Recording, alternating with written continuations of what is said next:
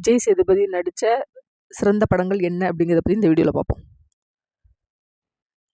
காதலும் கடந்து போகும், சேதுபதி, தர்மதுரை,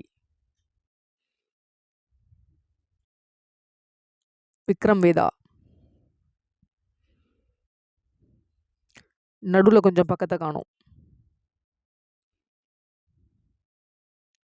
மகாராஜா,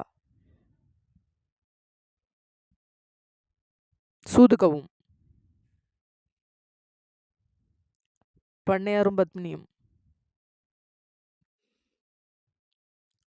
தென்மேற்கு பருவக்காற்று,